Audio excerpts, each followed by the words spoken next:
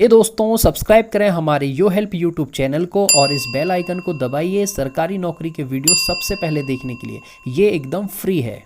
दोस्तों स्वागत है आप सभी का यो हेल्प न्यूज़ में। आप सबको पता होगा कल यानी कि मंगलवार को प्रधानमंत्री नरेंद्र मोदी जी ने कोरोना संकट के बीच अर्थव्यवस्था को रफ्तार देने के लिए 20 लाख करोड़ रुपए के पैकेज का ऐलान किया था। इस पैकेज के बारे में वित्त मंत्री निर्मला सीतारमण ने जो है विस्तार से जानकारी दी है और उसमें कैसे इस पैसे को डिस्ट्रीब्यूट किया गया है ये सारी चीज़ें जो है वित्त मंत्री जी की तरफ से बताया गया है।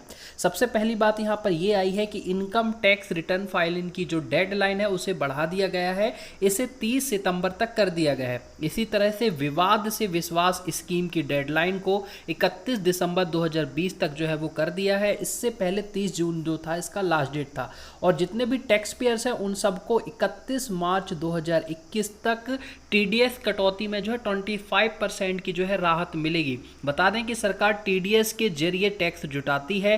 टीडीएस विभिन्न तरह के आय के स्रोतों पर काटा जाता है। इसमें सैलरी, किसी निवेश पर मिले ब्याज या कमीशन, बहुत सारी ऐसी चीज़ें होती है जो कि शामिल होती है। रियल एस्टेट के मामले में एडवाइजरी जो है वो जारी हो गई कि सभी प्रोजेक्ट को मार्च से आगे 6 महीने तक मोहलत दी जाए। डिस्कॉम यानी कि जो बिजली वितरण की कंपनियां होते हैं उन सब की मदद के लिए इमरजेंसी लिक्विडिटी 90,000 करोड़ रुपए जो है वो दिए जाएंगे सरकार की तरफ से। इसके बाद अगली जो बात उन्होंने कही है कि नॉन बैंकिंग फाइनेंस कंपनीज जो है, माइक्रो फाइनेंस कंपनियां जो हैं उनके लिए जो है 30,000 करोड़ रुपए की विशेष लिक्विडिटी स्कीम लाई जा रही है। इससे नकदी का संकट जो रहेगा वो कंपनीज के लिए वो खत्म हो जाएगा।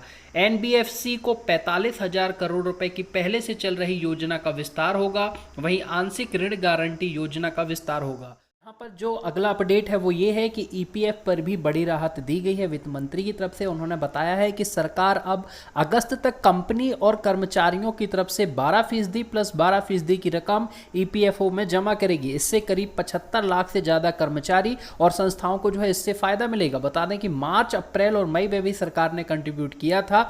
मतलब ये इस सुविधा को 3 महीने के लिए जो है और बढ़ा दिया गया है।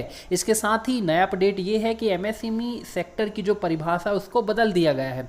उनके अकॉर्डिंग अब जो भी उद्योग या जो है उनमें जो टर्नओवर की लिमिट है उसके अकॉर्डिंग एक नई लिमिट दी गई है कि उनको किस उद्योग में जो है वो शामिल किया जाएगा। वित्त मंत्री निर्मला सीतारमण ने बताया कि एमएसएमई यानी कि सूक्ष्म, लघु एवं मध्यम उद्योग की परिभाषा बदल दी गई है। इसमें निवेश की लिमिट में बदलाव किया गया है। 1 करोड़ निवेश या 10 करोड़ टर्नओवर पर सूक्ष्म उद्योग का दर्जा दिया जाएगा। इसी तरह से 10 करोड़ का अगर इन्वेस्टमेंट निवेश या फिर 50 करोड़ का टर्नओवर अगर होता है तो उसे लघु उद्योग का जो है वो दर्जा दिया जाएगा ऐसे बिजनेस को। वहीं अगर इन्वेस्टमेंट 20 करोड़ रुपए का है और 100 करोड़ का अगर टर्नओवर है तो उसे मध्यम उद्योग का जो है वो दर्जा दिया जाएगा।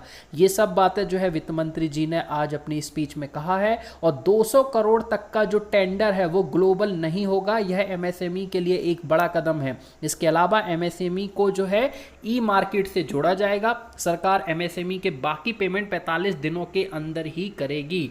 और इसके बाद जो अगली बात उन्होंने बताई है वो ये है कि वित्त मंत्री के मुताबिक सार्वजनिक क्षेत्रों को बैंकों से जुड़े सुधार, बैंकों के रिकैपिटलाइजेशन जैसे काम किए गए हैं। उनके मुताबिक जो है 41 करोड़ जनधन अकाउंट होल्डर्स के खाते में डीबीटी यानी कि डायरेक्ट बेनिफिट ट्रांसफ़र पैसे डायरेक्ट भेजे गए हैं। वित्त मंत्री ने यह भी बताया कि 20 लाख करोड़ रुपए के पैकेज की जो चर्चा हुई है उस चर्चा में पीएम मोदी जी के अलावा कई विभागों और संबंधित मंत्रालय के जो लोग हैं वो भी इसमें जो है शामिल थे।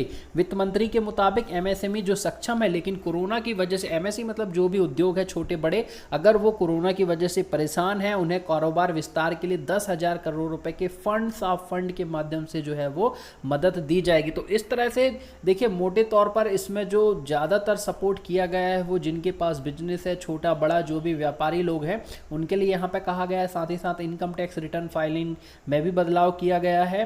तो ये थी पूरी इन्फॉर्मेशन जो कि वित्त मंत्री की तरफ से जो 20 लाख करोड़ का जो पैकेज है उसमें किस तरह से डिस्ट्रीब्यूट किया गया वो इस वीडियो में आपको बताया। वीडियो को लाइक कर दें, चैनल को सब्सक्राइब कर दें। Thank you so much.